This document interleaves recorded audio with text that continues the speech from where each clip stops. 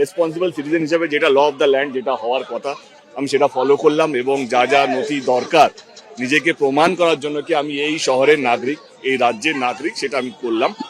আমার শুধু এইটুকু বক্তব্য এটাই বলার আছে কি ইতিমধ্যে অনেকগুলো ফোন এসছে আমার কাছে যবে থেকে আমার নাম এসআইআর এ এনরোল হয়েছে বা আমাকে ডাকা হবে তবে থেকে অনেকগুলো, যেমন আমি নাম নিয়েই বলতে পারি, যেমন আমার প্রজাপতি টুতে যিনি মা হয়েছিলেন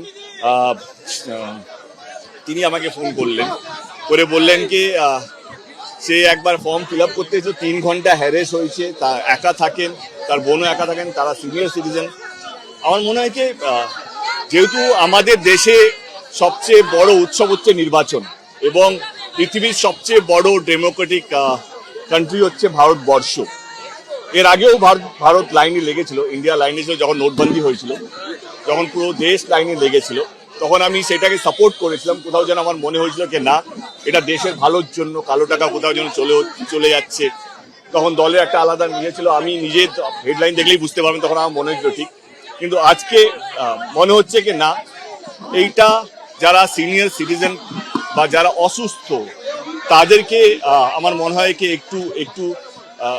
একটু রিলিফ দেওয়া দরকার। কারণ একজন যে 50 বছর একটা বাড়িতে থাকে তাকেও প্রমাণ করতে হচ্ছে, কিন্তু সে একা থাকে, শরীর খারাপ, সে আসতে পারছে না। আমি কথাটা কেন বলছি, কারণ নোটবন্দির সময় বলতে পারিনি, কারণ নোটবন্দির সময় আমরা ইকোনমিক্যালি এত বড় কান্ট্রি নই, কিন্তু হ্যাঁ যখন নির্বাচন হয়, যখন ইলেকশন হয়, যখন ডেমোক্রেসি নিয়ে কথা বলতে পারি। আর মনে হয় ভারতবর্ষের সবচেয়ে বড় গর্ব হচ্ছে আমাদের ডেমোক্রেসি।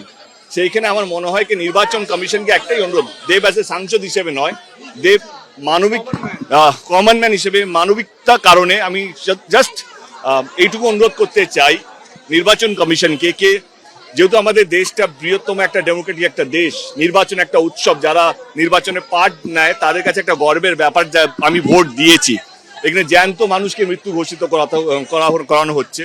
আমার নির্বাচন কমিশনকে একটাই অনুরোধ, আমাদের মতন ইয়াং জেনারেশনে কোনো আপত্তি নেই, কিন্তু যারা সিনিয়র সিটিজেন, যারা একা থাকে বাড়িতে, যারা হাঁটুর ব্যথা, যারা ভয় পায় এতগুলো লোক দেখতে, কোথায় লাইনে দাঁড়াবো, আমি হারিয়ে যাব না তো, এরকম প্রচুর মানুষ আছে। তাদের কাছে যদি রিপ্রেজেন্টেটিভ পাঠিয়ে, মানে যদি এই ফর্ম ফিল আপের যে নিজেকে প্রমাণ করার যে দায়িত্বটা আছে সেটা যদি বাড়িতে বসে তারা যদি পায়, আমি বলছি সিনিয়র সিটিজেন মানে 70+, 80+, যা 90+ আছেন, তাদের জন্য যদি নির্বাচন কমিশন একটু ভাবে তাহলে ভালো হবে। আর রইল কথা নির্বাচন, আমি এটুকু বলতে চাই সমস্ত দলকে, এই নির্বাচনটা হচ্ছে দেশকে এক করার নয়, দেশকে ভাগ করার।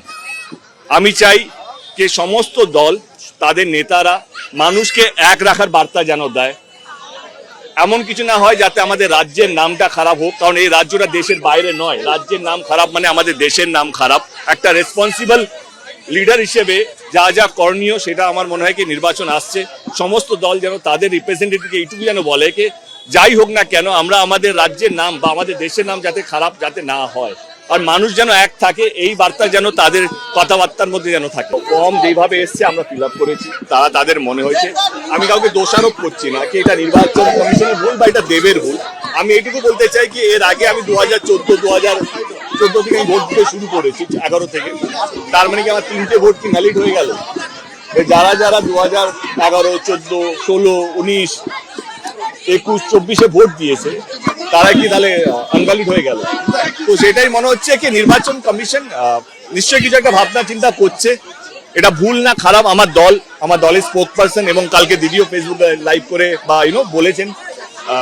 এবার আমার মনে হয় কি নির্বাচন কমিশন এবং রাজনীতি চলতে থাকবে। আমার কষ্ট হচ্ছে ওই সিনিয়র সিটিজেনদেরকে নিয়ে যারা হয়তো লাইনে বেশিক্ষণ দাঁড়াতে পারে না, হয় না, 8 ঘন্টা বেশি লাইনে দাঁড়াতে পারবে না, হাঁটুর ব্যথা বা অনেক সমস্যা হতে পারে, অনেক সমস্যা হয়, তাদেরকে একটু আমার মনে হয় প্রায়োরিটি দেওয়া উচিত। আমি আমার পাসপোর্ট নিয়ে এসেছি, পাসপোর্টটা দেখালাম। আমার মনে হয় কি যেহেতু আমি সাংসদদের বা পলিটিশিয়ানদের হ্যারেস শব্দটা তাদের জীবন থেকে সরিয়ে দেওয়া উচিত। কারণ এই দল করলে ওই দল হ্যারেস করবে, ওই দল করলে এই দল হ্যারেস করবে, এটা এখন নিউ নর্মালও হয়ে গেছে। মানে এমন নয় কি আমি খুব যে পলিটিক্সে আসার পরে যে খুব নর্মাল লাইফ লিড করছি তা নয়, মাঝে মাঝে এমন জিনিস ঘটতে থাকে আমার জীবনে, সেটা অকল্পনীয় থাকে বা আনপ্রিপেয়ার্ড থাকে। তো এটাই বলবো যে হ্যারেস শব্দটা কোনো পলিটিশিয়ানের জন্য থাকা উচিত না। এই দলে থাকলে ওই দল হ্যারেস করবে, ওই দলে থাকলে এই দল হ্যারেস করবে। মানে এটা তো সত্যি, মানে আজকাল যা হচ্ছে, মানে যেমন ভাবে হচ্ছে, মানে এই এসআইআর যদি হওয়ার ছিল তা 1 বছর আগে হয়নি কেন? আমার প্রথম প্রশ্ন এটা।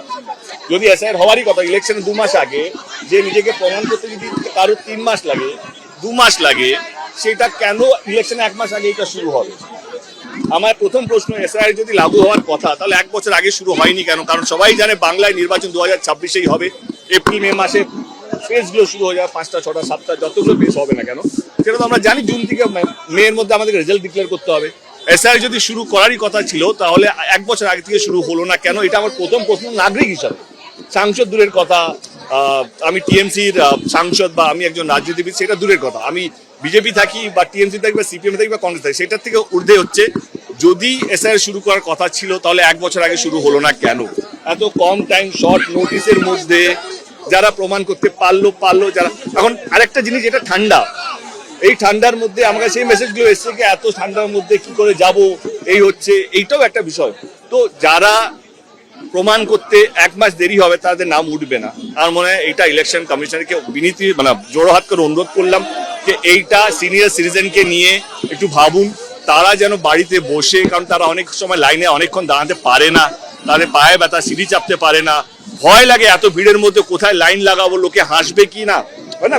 অনেক সময় অনেক মানুষ কথা বলতে পারে না, ভয় লাগে কি কোথায় গিয়ে কি কথা বলবো, সেই প্রসেসটা জানে না, ভয়ে হয়তো বেরোতেই পারলো না। তার জন্য আমাদের ইলেকশনটা যেন হ্যাম্পার না হয়। যেই জিতুক, মানে আমি বলছি আমার দল জিতুক বা অন্য দল জিতুক, যেই জিতুক, কিন্তু কোনো ভোটার বেঁচে থাকা অবস্থায় শহরের নাগরিক হিসেবে তার যেন ভোটারের অধিকারটা যেন ইলেকশন কমিশনের চক্করে যাতে না চলে যায়। আমি শুধু ডেটটা জেনেছি যে কবে যেতে হবে, কি পত্র নিয়ে যেতে হবে, যাচ্ছে ভেতরে অনেকগুলো ছবি তুললাম, অনেকগুলো অটোগ্রাফ দিলাম, আর কিছু পেপার সাইন করলাম। Thank you.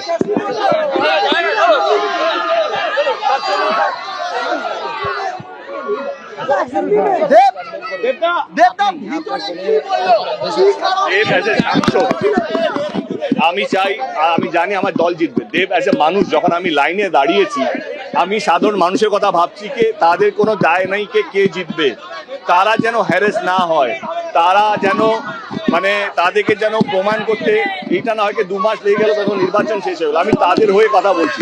আজকে দেব এসআইআর হিসেবে নিজেকে প্রমাণ করতে এসছে, সাংসদ হিসেবে আসেনি, তাহলে আমি একটা চিঠি পাঠিয়ে দিতাম বা এটা নিয়ে বিরোধ করতাম।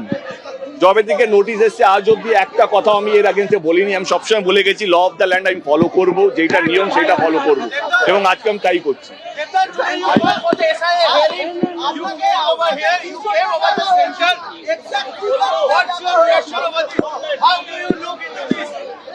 I have nothing to say. Thing is that they asked me to get with come with some documents. I got the document over here. They have seen it, and rest up to them what they're going to do. Thank you. Sir, people are harassing. People are facing harassment over there. Devta, people are facing harassment. People are.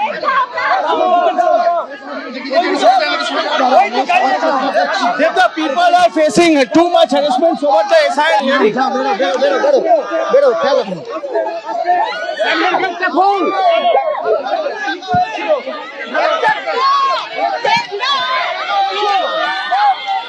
চলুন